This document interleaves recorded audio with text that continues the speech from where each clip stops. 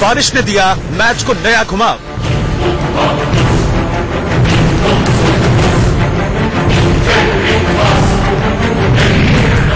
अब सटोरिये ड्रॉ के रिजल्ट पर लगा सकते हैं भाव।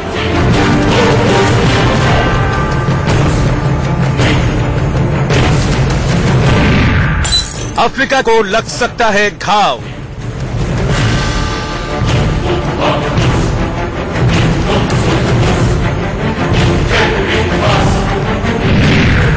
इसीलिए चर्चा में है पांड्या का तूफानी ताव। That's what you're talking about. 50, nicely played. Hardik Pandya, really well done. महफिल लूटने वाले हार्दिक हैंडसम का अफ्रीका में welcome. They've got him. There's the neck. Dinoga's on his way. So.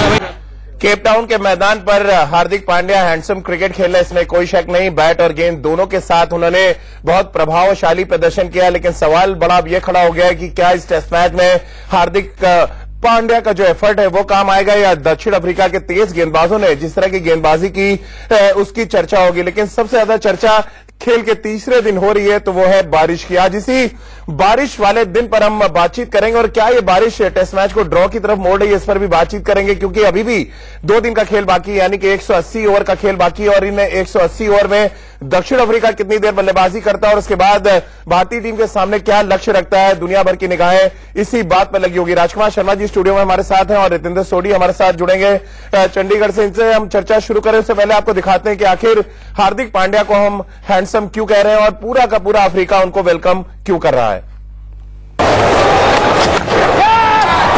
That's what you're talking about.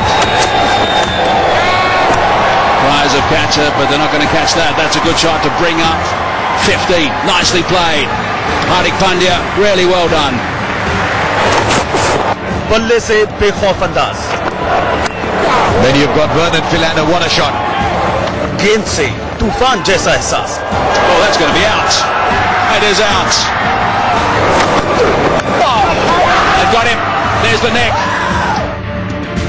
Virat Kohli ने जब रहाणे की जगह हार्दिक पांड्या को तरजीह दी तो सवाल उठे। एक एक कर बड़े नाम वाले बल्लेबाज कुछ काम नहीं कर सके, तब सबको रहाणे की ही याद आई। लेकिन केप टाउन में पलक झपकते ही पांड्या ने हर उठते सवाल का जवाब अपने बल्ले से दे दिया। There he goes again. If he hadn't scored those runs, I think we would have been in trouble. So I think he kept us in the game and he got us 2 wickets also at the end of today's play. So his performance today was outstanding. जिस अफ्रीकी speed के सामने बाकी के बल्लेबाज आयाराम गयाराम बन गए, उनका सामना पांड्या ने कुछ इस अंदाज में किया। That is a seriously good shot from Hardik Pandya. क्या तेजी, Nicely played. क्या bouncer, He's ramped that up high. क्या spinner. That's what you're talking about. किसी के पास हिंदुस्तान के इस स्ट्रीट स्मार्ट क्रिकेटर का कोई जवाब नहीं था। 50, nicely played. Hardik Pandya, really well done. Pandya ने 95 गेंदों पर 14 चौके और 1 छक्के के साथ 93 रन की पारी खेली, जबकि बाकी के 9 बल्लेबाजों ने 347 गेंदों पर 102 रन बनाए और चौके लगाए सिर्फ 15। छक्के तो पांड्या को छोड़कर कोई भी नहीं लगा पाया। जब पांड्या बल्लेबाजी करने आए तब भारत का स्कोर 5 विकेट के नुकसान पर 76 रन था और जब वो आउट हुए तब भारत का स्कोर था 199 रन। साफ है पांड्या की इस पारी ने भारतीय बल्लेबाजों की लाज भी बचाई। That one's gone straight over the top of... He likes to play his natural game by playing shots. Sometimes that can put you on the back foot, sometimes it can pay off for the bowling side. If he plays that way, he chooses to play that way, and it works for him, then great. We need to find a way to counter it. Interesting time. इसके बाद गेंदबाजी में भी दक्षिण Africa के openers को किसी और ने नहीं बल्कि पांड्या ने ही निपटाया। पांड्या ने पहले मरक्राम को भुवनेश्वर के हाथों कैच आउट कराया और फिर 2017 के अफ्रीकी हीरो डीन एल्गर को अपनी जादुई गेंद पर आउट कर हाथ से फिसलते मैच पर ब्रेक लगाया। Pandya, really good work from him. Runs today. Now he's got... Pandya ने भारतीय टीम में नया जोश भर दिया और अब इसका असर पूरी सीरीज में आपको नजर आएगा, इसकी उम्मीद की जा सकती है। He has to be complimented for his effort, Pandya. अनुज टिप्पणी, India news. As Hazy mentioned, they're now doing a wonderful job. 2 दिन के खेल खत्म होने के बाद 2 रिजल्ट की उम्मीद कर रहे थे हम, या तो दक्षिण अफ्रीका ये टेस्ट मैच जीतेगा या भारतीय टीम ऐतिहासिक रन चेस करके ये टेस्ट मैच अपने नाम करेगा। लेकिन तीसरे दिन बारिश होने के बाद एक नया विकल्प अब सामने आ रहा है कि क्या ये टेस्ट मैच ड्रॉ भी हो सकता है, क्योंकि आमतौर पर हम मैच जीतने या हारने की बात करते हैं इन दिनों टेस्ट क्रिकेट में, लेकिन टेस्ट बचाने की कला जो है वो उसकी चर्चा बहुत कम होती है। और राजकुमार जी, शायद ये कला बहुत काम आएगी भारतीय टीम के जब चौथे दिन का खेल शुरू होगा, क्योंकि अभी जो आसार बन रहे हैं वो कम से कम यही है कि तीसरे दिन का खेल नहीं हो पाएगा। अगर देखिए तीसरे दिन का खेल नहीं होता, अभी साउथ अफ्रीका 140 रन से आगे है जी। वो कम से कम इंडिया को 350 रन जरूर देंगे राजीव, उससे कम मुझे नहीं लगता कि साउथ अफ्रीका चांस लेगा, या अगर वो बल्लेबाजी कर पाते हैं 350 तक तो उसके बाद 2 ही रिजल्ट रह जाएंगे इंडिया को, या तो मैच जीतना होगा या बचाना होगा। और मैं कहूंगा काफी लंबा पीरियड है अभी भी बाकी, तो काफी अच्छी बल्लेबाजी करनी होगी अगर हमें ये टेस्ट मैच जीतना होगा। विराट का क्या कह रहे हैं, आपसे बात हुई होगी पक्का? वो तो बहुत पॉजिटिव है और किसी भी बड़े चैलेंज के लिए हमेशा और ज्यादा रेडी रहते हैं, और उनका तो मानना यही है कि जो भी स्कोर होगा हम चेस करेंगे। चलिए वापस रितेंद्र, दूसरे दिन के हीरो की हम बात कर लेते हैं, हार्दिक पांड्या। क्या अभी कहेंगे कि हार्दिक हैंडसम और अफ्रीका में वेलकम, जिस तरह की बैटिंग उन्होंने की है, आमतौर पे हम सोच रहे थे रोहित शर्मा की बात करेंगे, विराट कोहली की बात करेंगे या चेतेश्वर पुजारा की बात करेंगे, लेकिन एक नया हीरो आपको लग रहा है सामने आया टेस्ट मैच के दूसरे दिन? जी हाँ राजीव, बिल्कुल आया है। उन्होंने अपनी पोजीशन को जस्टिफाई किया है। बहुत लोग क्रिटिसाइज कर रहे थे, इवन कमेंटेटर्स जो साउथ अफ्रीका में हैं उन्होंने भी ज्यादा खुशी नहीं दिखाई जब हार्दिक पांड्या का नाम 11 में था, लेकिन कमाल की बल्लेबाजी, इस लड़के में जुनून, जिगर और जज्बा, I think it is unbelievable, और ये एसेट है भारतीय टीम के लिए। ऐसा प्लेयर आपको हर फॉर्मेट में चाहिए, और हार्दिक पांड्या ने टेस्ट क्रिकेट में अपने आप को प्रूव कर दिया है। रितेंद्र, मुझे लग रहा है तैयार है हार्दिक पांड्या जैसी बैटिंग करने के लिए। मैं आपसे भी जानना चाहूंगा कि हार्दिक पांड्या की अगर हम टेक्निक पे बात करेंगे तो शायद बात करने के लिए कुछ नहीं होगा, लेकिन एक हैंडसम क्रिकेटर है जो दिमाग से बहुत हैंडसम है। क्या आपको लग रहा है जिस तरह से उन्होंने अपनी क्रीज का इस्तेमाल किया, रबाडा भी कह रहे थे कि वो क्रीज में आगे पीछे हो रहे थे जिसकी वजह से बल्लेबाज उनके खिलाफ प्लान नहीं कर पा रहे थे, क्या ये बड़ी वजह मान रहे हैं जिसकी वजह से एक जबरदस्त पारी उन्होंने केप टाउन के मैदान पर खेली? जी राजीव, ये बहुत इंपॉर्टेंट सवाल है। टेक्निक में हम उनको 10 में से 10 तो नहीं दे सकते, लेकिन जिस तरह वो बॉल को मीट करते हैं, पैरों का इस्तेमाल करते हैं, बहुत सटीकता से आगे आते हैं और मिडिल ऑफ द बैट खेलते हैं और बॉल 4 रन के लिए जाता है। और शॉर्ट बॉल का जो पुल करते हैं वो कमाल का है, क्योंकि बैक फुट पे आपका जाना बहुत जरूरी है, और वो क्रीज पे यूज करते हैं और मिड विकेट की दिशा में खेलते हैं और फिर मिडल करते हैं। और अगर ऑफ स्टंप के बाहर बॉल होता है तो छाती को थोड़ा पीछे करते हैं, जगह बनाते हैं और थर्ड मैन के ऊपर से खेल देते हैं। स्क्वायर कट बहुत कमाल का है। अच्छी बात यह है अलोंग द कारपेट खेलते हैं और फिर बॉल को मिडिल करते हैं, तो उनका एसेट है कि बॉल को मिडिल बहुत अच्छा करते हैं। जरूर पैर इतने अच्छे नहीं चलते हैं, लेकिन hand eye coordination is simply unbelievable. आपको लग रहा है रितेंद्र उन्होंने रैटल किया, जिस तरह से क्रीज का यूज किया, जिस तरह से स्टेप आउट किया उन्होंने फास्ट बॉलर्स के अगेंस्ट, और जिस रफ्तार के तेज गेंदबाजों के खिलाफ वो स्टेप आउट कर रहे थे, वो दर्शाता है कि दिमाग से तो हैंडसम है ही, दिल उनका बहुत बड़ा है।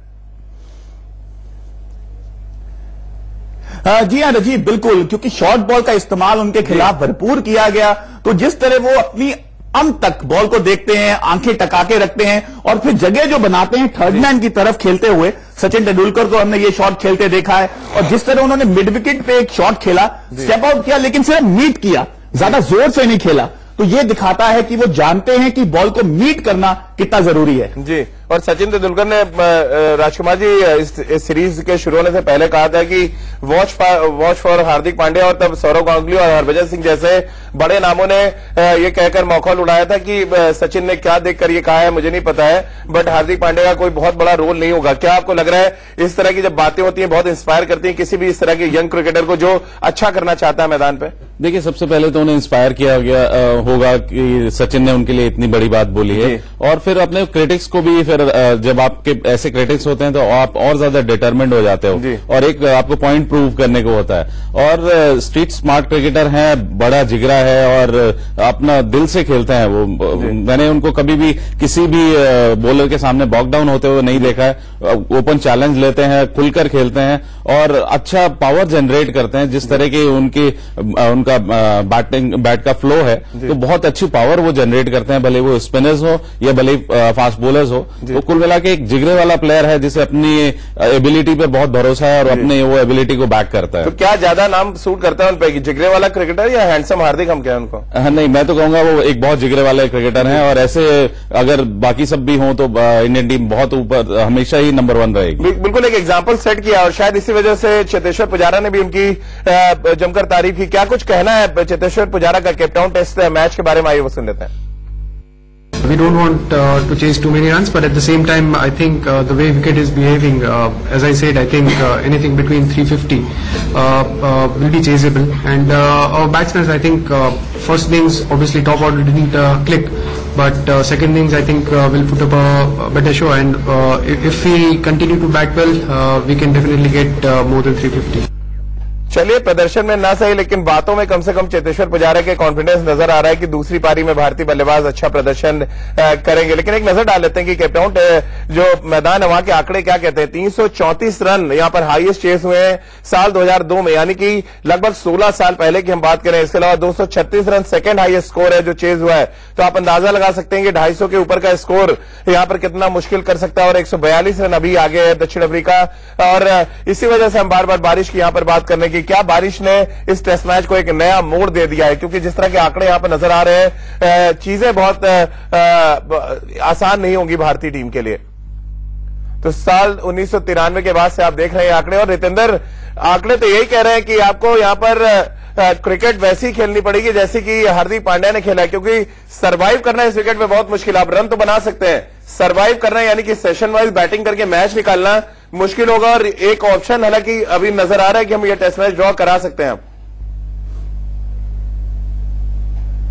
राजीव, अभी मुझे लगता है सफर बहुत मुश्किल है। बारिश जरूर हुई है लेकिन समय बहुत है इस टेस्ट मैच में, और जो अभी हमने स्टैट्स भी देखे हैं, ज्यादा या चेज नहीं होता है चौथी इनिंग में। तो भारतीय टीम भले भांति जानती है, लेकिन मुझे लगता है पहली इनिंग से जरूर सीखेगी, क्योंकि आई है, सीधा मैच खेली है और हमें बहुत खामियां दिखी हैं और इंप्रूवमेंट दिखानी होगी। और आपने बिल्कुल ठीक बोला, positive cricket is the need of the hour. जी चलिए, तो जिस तरह की बात चेतेश्वर पुजारा कह रहे थे उसका भी उस पर भी एक नजर डाल लेते हैं, क्योंकि आंकड़े जो कह रहे हैं वो थोड़े से डराने वाले। अगर आप तीसरी इनिंग की बात करें और एशिया के बाहर यानी कि चौथी इनिंग भारतीय टीम की अगर दूसरी इनिंग की बात करें तो शेखर का 32.6 का यहां पर एवरेज है, पुजारा 16.8, ये थोड़ा सा डराने वाला है। मुरली विजय 44.5, रोहित 25.25 और विराट कोहली एकमात्र ऐसा नाम जिसके दम पर आप टेस्ट मैच जीतने की बात कर सकते हैं या टेस्ट मैच को बचाने की बात कर सकते हैं। चौथी पारी के औसत है जो आप देख रहे हैं 66.14, ये